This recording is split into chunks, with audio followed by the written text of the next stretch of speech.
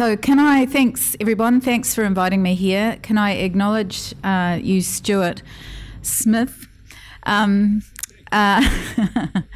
who actually, and acknowledge the work that you've been doing since the November earthquake. It's actually bloody hard being an electorate MP when there's a major disaster happening in your area. So do acknowledge that. And also Gareth and I have sat on numerous panels together over the years. Maybe next year it'll be different kinds of panels and different kinds of roles, we hope. So I'm going to start off with the digital divide, or as I like to call it, digital equality, which is an aim.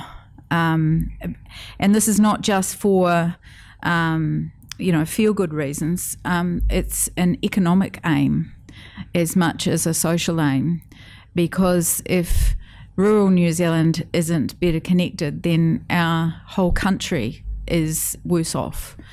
And from a trading perspective, and also from a community perspective, it's bloody hard to attract workers to come and work in rural New Zealand if you don't have good connectivity, because if they've got kids, particularly, the kids don't want to come, and they can't fully participate in society. It's really a no-brainer. In the last 2 years, Labor has undertaken a major piece of work called the Future of Work Commission. Most of you will have heard of that, I hope.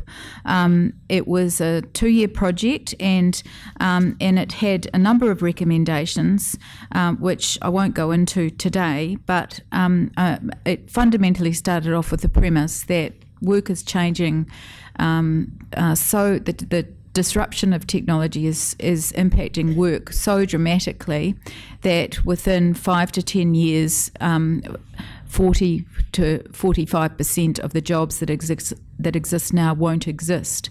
Now, that doesn't mean there'll be a great big gap in jobs. It means that there will be different kinds of jobs, but how prepared are we? And in order to be prepared, we have to be connected. And if not all of us are connected properly, then that is, we are going to suffer as a nation.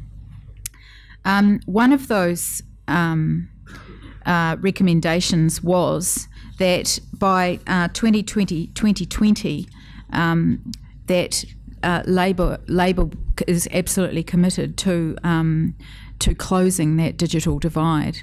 Now, the digital divide that we talk about is urban as well as rural.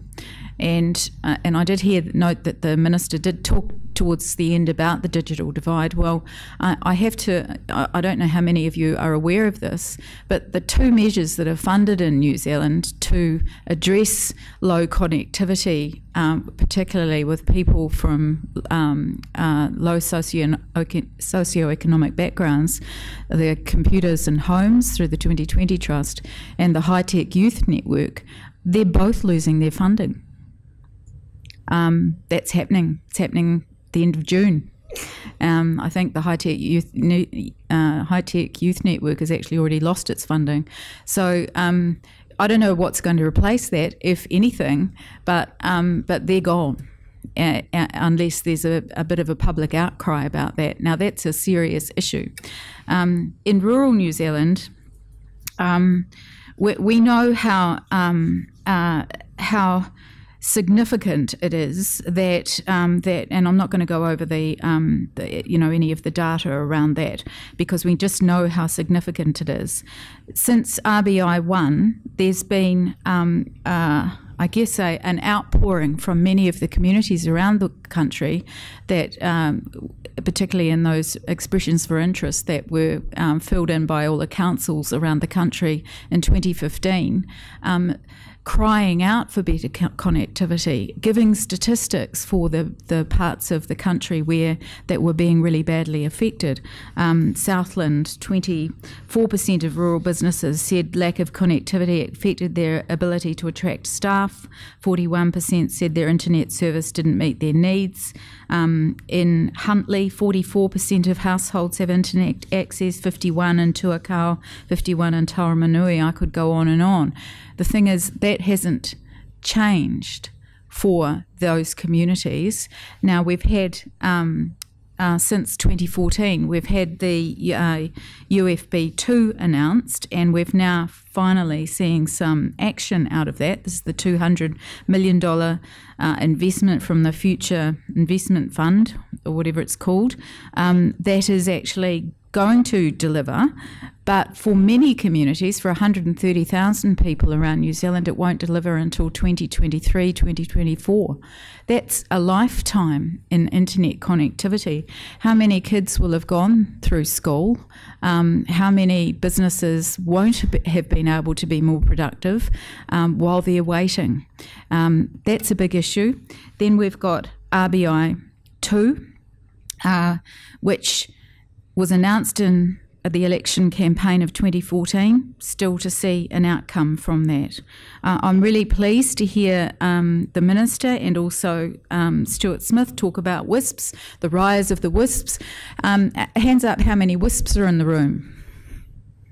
Awesome.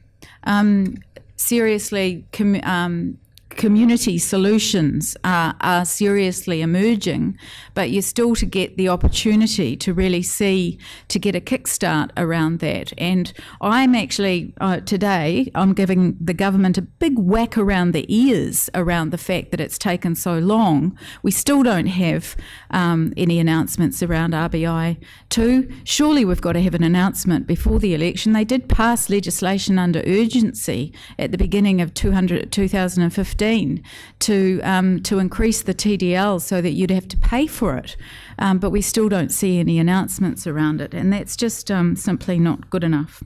One thing I do want to say is fantastic that's happened is that Telecommunications, Property and Other Matters Bill, which the Minister did mention. But I don't think he gave it the credit, or I don't know. I just don't know that he actually understands the potential of it. It is, in my view, and it was actually came about through a select committee process. It wasn't government policy. It was the select committee that did the work on it and got it through. And it's the most fundamental change for rural connectivity and rural infrastructure for decades. Do you agree, or does anyone disagree with me? Well, maybe you might be typing questions in. They're typing questions in. I just don't think that that the potential of this has been realised yet. We do realise the potential of this, and what I can say to you today, I'm not announcing Labour's policy here today, but what I will say to you is that legislation, which by the way, breaking news, it comes into effect on the 9th of June. So those provisions do actually come into force on the 9th of June, and I've got that from the Minister a couple of weeks ago, is that what that legislation does and what this government is doing is enabling fibre deployment across electricity lines into rural New Zealand to provide the backhaul but also the direct connections. What it hasn't done, though, is encouraged it. And I think that's what you'll see from a Labour government. More encouragement, the ability to use the utility of electricity to get fibre out into rural New Zealand is a huge opportunity. It's an opportunity for all of the RSPs, whether you're the big players, whether you're the WISPs or whatever. But finally, we've got the ability to get major ground game-changing infrastructure further out into the rural community, and let's make that happen. Let's make it happen a lot faster, and let's stop talking about RBI 2 maybe, and let's start talking about UFB 3. And that is probably a change of focus that you'll see from a Labor-led government. And that may involve changes to the Electricity Act and looking at the price regulation for electricity and fibre. Just one, I don't know how many minutes I've got, but just two other things I wanted to touch on was what the questions that have to be asked is around the phase out of copper, what to do about copper, how are we going to manage that. I know there's a conversation sort of bubbling away there, but it still hasn't properly been addressed, and that is something that needs to be addressed. Are we going to continue to have two networks through much of the country when one of them is just slowly being degraded down? Is that important? How important is it? And also, how do we get more competition in the mobile market? There's plenty more that I can say. The second recommendation that I wanted to touch on in the Future of Work report was to make ICT technology the second greatest contributor to our economy, to GDP, by 2025. But I think we can actually look beyond that and aim for it to be number one. But we're putting a line in the sand around 2025 ICT to become the second biggest contributor to our economy, and so it should be. Thank you.